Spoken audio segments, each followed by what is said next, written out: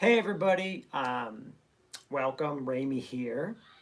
And so today I'm going to talk about several different things. I'm going to talk about, I want to talk about what's been happening with me over the last 5 to 6 weeks as I've been quarantined. I want to talk about what's been happening in education, that's in higher ed, and, my university, other universities, as well as K to 12. And I also want to talk about what kind of the state of the United States, what's been happening in the world, things I've been noticing, stuff like that. All right, so first of all, um, let's talk about, I guess to start, I will talk about kind of what's been happening in higher ed, things I've been noticing in colleges and stuff like that. So, first of all, the big um, thing that's been talked about is hiring freezes, what's happening in the summer, what's happening in the fall semester, how are colleges going to be affected by what's happening? So, first of all, there are a lot of colleges who are now doing hiring freezes. So the state of higher ed since 2008, 2009, a lot of colleges haven't necessarily recovered from where they were. In some places, student enrollment is down. That's for a number of different reasons. Whether there's not enough students, there's a million different reasons for enrollment being down at a university. So some colleges have not recovered their student numbers in the last 12 years. Additionally, states never increased the funding that students lost. So there was that. So, schools never got their enough funding and they never got enough students. So some schools have been financially in bad shape, and this is just kind of like push them over the edge. So there, you're going to see that, and so that I'm not like blaming coronavirus for that whatsoever. What coronavirus is doing though is a very interesting thing to universities. So first of all, so I mean, I can tell you like from a university standpoint, like one of the things I'm hearing from colleagues, friends, different people out there is like, so take just for example like a service that a university provides, like housing. A lot of universities had to give the students money back from housing. Unfortunately, what happens is just like a person who owns a house, the university still has to make payments on those dorms that they own. So what happens is, and they still have to pay to like keep air running in them and certain things like that and pay for them to be cleaned. And what happens is the university's now footing that bill and they're not getting the student money in. So there's like this money that is being spent without bringing something in. So that's going to affect universities and have a ripple effect. What that ripple effect is going to be is going to differ on every university. I know someone interviewing right now at a university, and basically they were told there's a hiring freeze and that they're not going to be doing anything as far as like the hiring right now. So there's a hiring freeze at that university. But my university, we do not have a hiring freeze. Obviously, we're not going to be applying for new positions right now, but I'll talk about that in a second. But any position that we were hiring for, we're continuing moving forward hiring for that person. Um, so one of the reasons we wouldn't be applying for new positions is basically we don't know what the effects of this are going to be. So we don't want to spend money right now that we're not sure we're going to be making. It's just like, a company doing research and development. You don't want to do research and development if you're pretty unsure of the market, what the market's going to be like. You do research and development to create something when you're sure the market's going to be good for something. Same thing with the university. This operates the same as any other business in that regard. So nothing like unusual or different there. So you're going to start seeing like these effects in higher ed over the next, as we work through coronavirus, what's going to happen. One of the things I noticed in 2008, 2009 is when people are out of work, like what's happening right now, usually that's a good chance for people to go back to school, change careers, and get into a field that is actually happening right now. Because there are tons of fields where people are actually working right now, mine being one of them. So you have that happening. So you're gonna have that happen. And it's one of the interesting things I wonder and I question universities. Are they going to start appreciating? Like, it's kind of funny. The highest paid person at any university across the United States is, guess who? It's not even the president. Football coach, basketball coach. At my university, it's the basketball coach. What's funny is the university is going to be paying those salaries, and guess what? The sport's not even happening. It's kind of ridiculous, in my opinion. But they're paying those salaries, and this isn't even going to happen. So, it's something that universities need to think about is what keeps the universities running is the faculty and the faculty bringing in students. So, who should be making the most money? It should be the faculty. It shouldn't be all the things we're realizing we don't need all of a sudden. Okay, so that's like state of higher ed, what's happening. It's kind of scary. We're in like this phase where like of uncertainty where we don't really know what's going to happen. I can tell you my university personally is in good shape financially. Our numbers are actually up for in all of our in undergrad and graduate. Our numbers are up and doing well. And so we're in good shape financially as far as the university goes, but other universities are not. I always tell people, one of the reasons my university is not going to have the student population problems that other universities do is because my university is at the beach. So like students want to come here for the location. If your university's in like the middle of nowhere, why are students going to like who wants to go to the middle of nowhere? Like I don't. I want to go. When I was 18 years old, I wanted to go live in a city or live at the beach or an ocean or something like that. Like that's where I wanted to live. So you have to like think about that kind of stuff when you're talking about like university location and things like that. Okay. On to the next point, which would be K to 12.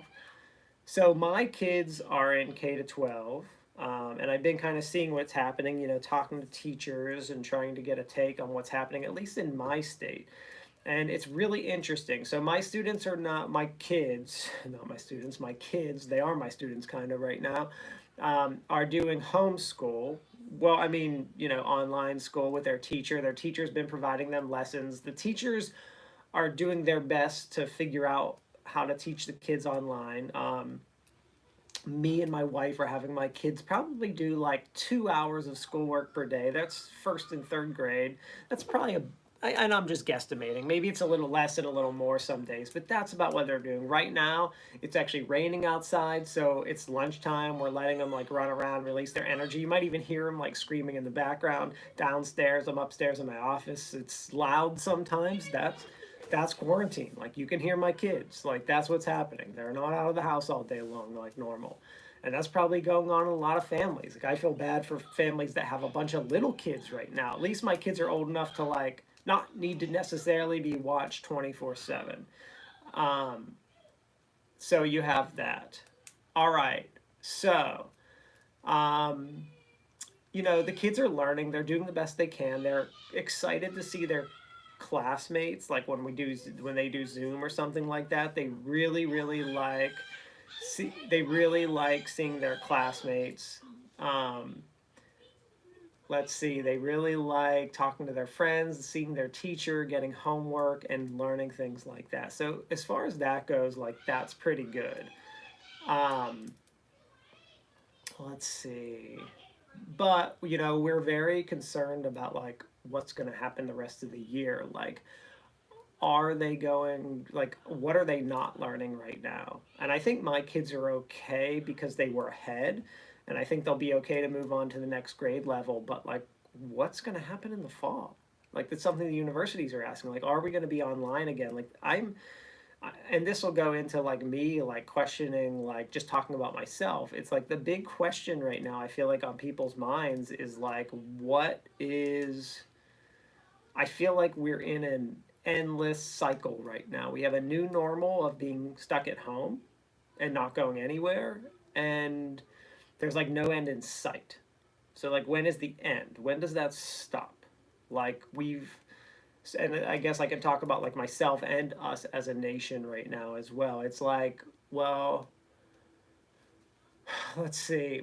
We have yet to break the cycle. Like we possibly flatten the curve, But like it hasn't stopped because people didn't stop. People are still spreading this because they don't stay home when they're sick. They haven't been listening. So basically, it's like it hasn't stopped. So how do we pick up and continue when that happens? Because we don't want to like, I mean, you don't want to catch this and be one of the people that dies from it because you just don't know. So when you don't know, you don't want to purposely catch it. So it's like there's this state of uncertainty of like when are we going to get back to normal? Like, are we going to find a drug combination that works to treat this?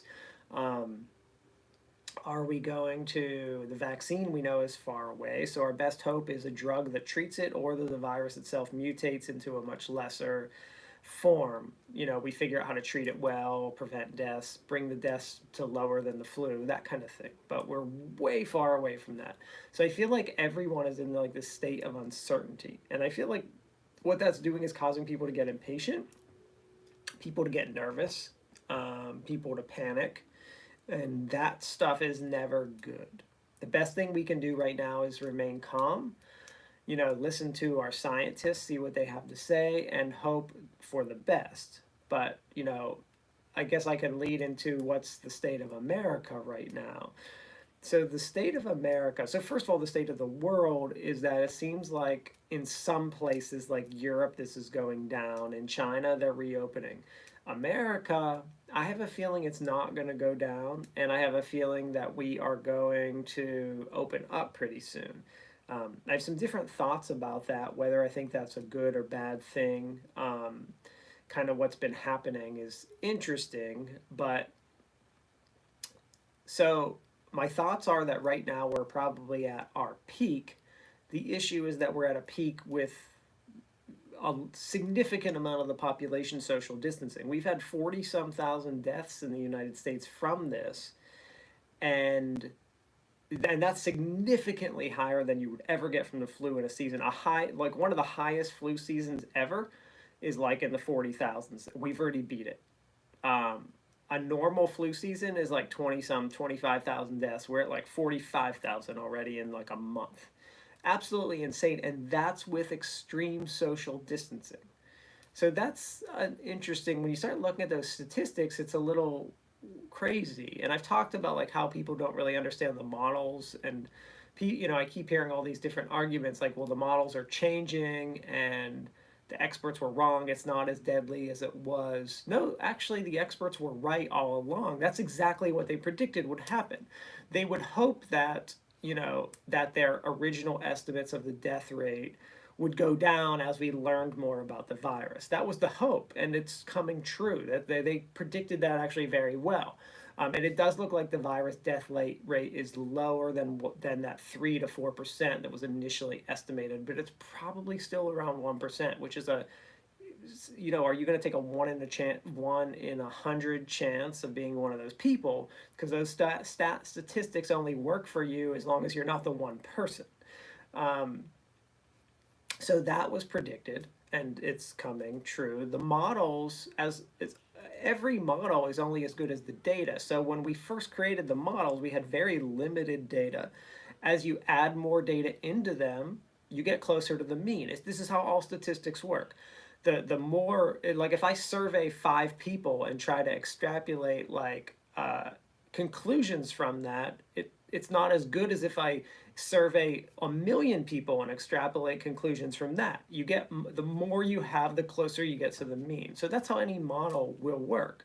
The interesting thing about the current models is that they're all predicting social distancing through May 31st. So if we stay social distancing for another, oh man, 5, 6 weeks, we only are going to have like another 20,000 deaths.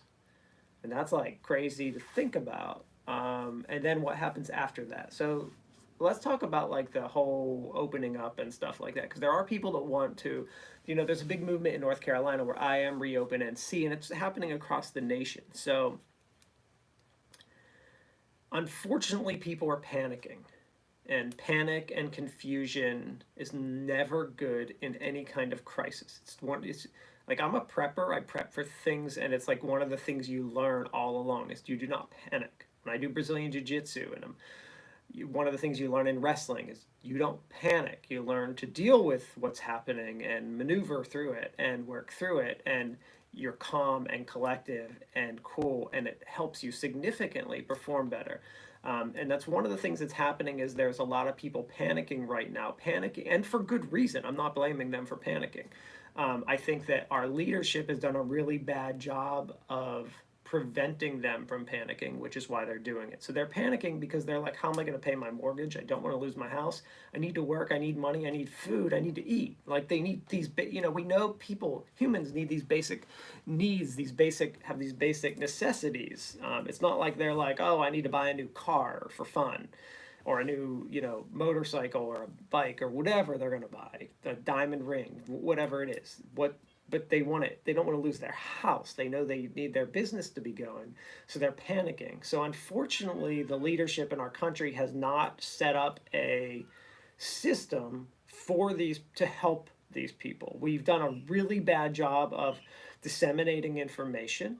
Um, the president, whether you like the president or not, is beside the point, has been sending mixed messages about like just everything from the start, whether even the virus was dangerous versus not dangerous. And then now there's mixed messages happening about should we take this drug or that drug, or there's mixed messages just all across the board. Should people be protesting? Should they not be protesting? Should the president has said supported the protesters and said we should be reopening states, and then went on national news last night and said we should not be reopening states. So there's lots of mixed messages from leadership, and that causes people to panic. Mixed leadership needs to be calm, needs to be confident, needs to tell people that there's a plan in place and that everything is going to be fine. And unfortunately, at the federal level, we don't have that. And what's happening is we're leaving it up to 50 the states. Unfortunately, there's 50 states. That means there's 50 different messages out there for people. They're just hearing about what this state's doing. So instead of having one good, like solid plan, we have 50 plans, 50 different plans for the same situation. And half of them are probably good and half of them are probably bad, or they're all probably okay. But we don't have one unified plan, which is a problem. So we have a lot of issues with our leadership right now, not helping to calm that panic and telling people what they should be doing. So I think that's a huge, huge issue in the United States right now, and probably other nations as well. But we're having that issue in the United States, and it's making it feel like, for me personally, like I'm not panicking right now. I'm not. I know that I'm fortunate to have a job that is considered essential. Any educator or nurse or policeman or fireman or, plumber or electrician, jobs are essential and less risk.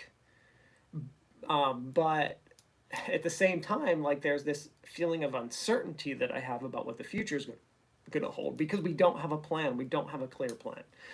I've said it before. I'll say it 1,000 times. If we would have just strictly hardcore social distance in mid-February, stopped air travel into the country and all that stuff, we would probably be back to normal right now. But we haven't. We've not done a lot of things, and now it's like there's just this feeling of uncertainty about like, are we going to go back? How's that going to work? And what's going to happen? We're like doing a big experiment. I can tell you, me personally, that one of the big arguments is like, well, if we do go back, like it's your choice, you don't have to go out, so you're not going to get sick. So you let us do it, and it shouldn't affect you. The issue is it doesn't work like that. So I mean, what happens is, so let's say like my neighbor Joe, I don't have a neighbor Joe, I'm just making that up, decides that him and his family are going to go out. They don't care about social distancing. But let's say I care about social distancing and me and my family are going to stay in the house. So what happens is, let's say Joe and his family get sick. Unfortunately, that's going to affect my other neighbor, Sally, across the street, who's an ER doctor, who's going to have to now treat Joe and his family and potentially expose herself and her family now because they were careless. Now, what happens if Sally gets severely sick from this? Should she be able to sue Joe and his family for being irresponsible and not listening to the CDC's guidelines and other doctors? should she be able to sue them for making a bad choice and basically catching this disease when she told them not to go out of their house? Now she's forced to treat them because she's an essential worker, and the paramedics that have to pick them up are also forced to treat them. So it's like this, this big, like, there's a system happening. It's not just like your choice, whatever your choice is, whether you're staying home, going out, or whatever you're doing, is going to affect other people whether you want it to or not. So we have to start to consider those kind of things. Like, yes, it may not, like, if I was a doctor, I would be telling everyone your choice to go out actually affects me significantly, because I would have to be treating you. So your choice of staying home, yes, it is your body and your choice to go in or out, but your choice is gonna affect other people whether you like it or not. So you have to consider that kind of stuff when we do talk about reopening. Now, let's talk about reopening. What would I do if I was put in charge of our country today? What could we be doing differently? What would I be doing differently? I don't even know why I'm talking about this, because I guess it's for fun, because it's totally not happening, and it's not really fun because it's scary that this is the kind of stuff we have to think about. But what should we be doing? What do I think we should be doing as a nation right now? I think what we need to be doing is, first of all, I've been saying this since, I've been prepping for this since early January when I first heard about it. So it's not like this is some new thing. I've been thinking about this stuff for months. First of all, we need to definitely 100% shut down all non-essential travel. One of the first things that need to be done, we need to stop spreading this everywhere. Shut down non-essential travel. That might even mean shutting down borders to states, and just letting people we need to figure out where the virus is. That means we need to have significant amounts of tests. We need to form, whether that's a federal team, probably a federal team managing state teams that are going to do what's called contact tracing, that are going to go around and actually figure out who has this and shut it down. We have to force quarantine people that are sick. So you need to have some kind of penalty for people who have fevers and leave their house and go expose other people. There also needs to be a system in place to help those people with fevers who are stuck in their house for 2 weeks. So, like, they need to be able to get food somehow. So someone needs to, provide them that. But there are all kinds of things like that we can do. And once we have this system in place, we can start opening up everything. It'll have to be a slow opening. But once we have a good system in place, we can start talking about opening everything up. Now, my personal opinion, and what I would have done, is I would have been proactive to this virus, and I would have done that 2 months ago so that we would have never had to shut down. Unfortunately, we've still never been proactive. We're still not being proactive. We're still reacting. We're actually doing the opposite of reacting right now. I don't know what we're really doing. Nothing. We have no strategy. I would have waited until we were, so I would have done this 2 months ago, but we did not.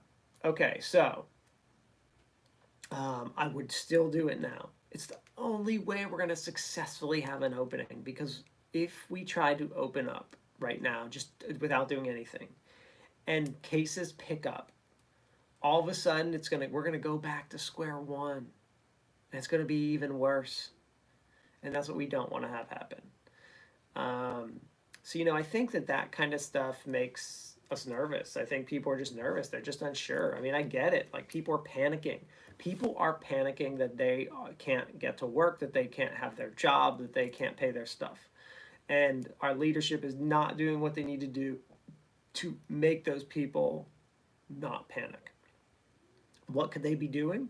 They could be, first of all, providing information to these people that they're going to be okay. Just reassuring them would be a significant step. Not only just reassuring them, but figuring out how are we going to take care of them. We passed this federal stimulus, and I have tons of friends and businesses that got nothing from it, or that lost their jobs that are getting nothing. It was a huge disaster, that stimulus package. We need to say to people, if you're making a certain salary, we're going to give you like 70% of your salary so that you can pay your bills, so that you can live while we're forcing you to be closed. If they want to force people to be closed, they need to do something like that. Anyway, I'm done rambling for today. I'll be back next week to talk about more stuff. It's just, been a crazy time, just super busy with work and everything else. So anyway, that's it, y'all. Have a good day.